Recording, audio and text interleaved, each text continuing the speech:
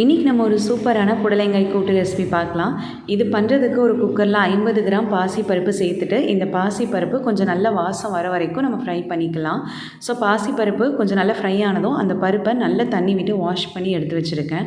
இது கூட ஒரு டம்ளர் தண்ணி சேர்த்துட்டு குக்கர் மூடி போட்டுட்டு ஒரு 3 விசிலுக்கு மீடியம் ஃப்ளேமில் இந்த பருப்பை நம்ம வேக வச்சு எடுத்துக்கலாம். இப்போ இந்த கூட்டு செய்கிறதுக்கு ஒரு பேனில் 2 டேபிள் ஸ்பூன் எண்ணெய் சூடு பண்ணிக்கலாம். எண்ணெய் சூடானதும் இதில் 1/2 டீஸ்பூன் கடுகு, கொஞ்சம் கருவேப்பிலை, சின்னதாக கட் பண்ணி வச்சுருக்கிற ஒரு பெரிய வெங்காயம் சேர்த்துட்டு இந்த வெங்காயத்தை ஒரு 2 நிமிஷம் நல்லா வதக்கி விட்டுக்கோங்க. வெங்காயம் கொஞ்சம் லைட்டாக வதங்கினதும் இப்போ இதில் நம்ம புடலங்காய் சேர்த்துக்கலாம். நான் 300 கிராம் புடலங்காயை தோல்லாம் சீவிட்டு இந்த மாதிரி சின்னதாக கட் பண்ணி எடுத்து வச்சுருந்தேன்.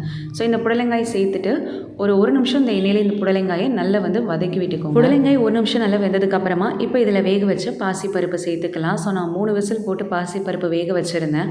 பருப்பு நல்லாவே வெந்துருச்சு. பார்க்குறதுக்கு இந்த மாதிரி பருப்பு நல்லா முழுசாக இருக்குது, பட் நல்லாவே வெந்துருச்சு. இப்போ இந்த பாசிப்பருப்பை இந்த புடலங்காயில் சேர்த்துக்கலாம். இது கூடவே கொஞ்சமாக குக்கரை அலசிட்டு நான் தண்ணியும் சேர்த்துக்கிறேன்.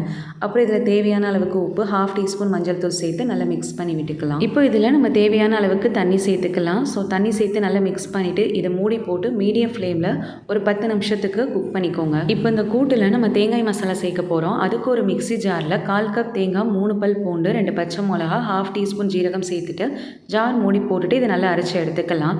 நான் இதை அரைக்கும் போது இதில் கொஞ்சம் தண்ணி சேர்த்து இந்த மாதிரி அரைச்சி எடுத்துக்கிட்டேன். இப்போ கரெக்டாக ஒரு 10 நிமிஷத்துக்கு அப்புறமா புடலங்காய் நல்லா வெந்து வந்திருக்கு. அதே மாதிரி பருப்பும் நல்லா குழஞ்சி வந்திருக்கு.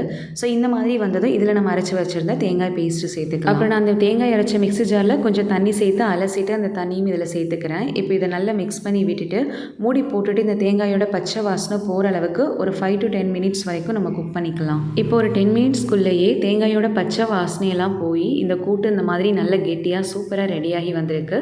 ஸோ அவ்வளோதான், இப்போ டேஸ்டியான புடலங்காய் கூட்டு ரெடி ஆயிடுச்சு. ஸோ இதே மாதிரி நீங்களும் புடலங்காயில் கூட்டு செஞ்சு பார்த்துட்டு எப்படி இருந்துச்சுன்னு கமெண்ட்ஸில் சொல்லுங்கள். தேங்க்ஸ் ஃபார் வாட்சிங்.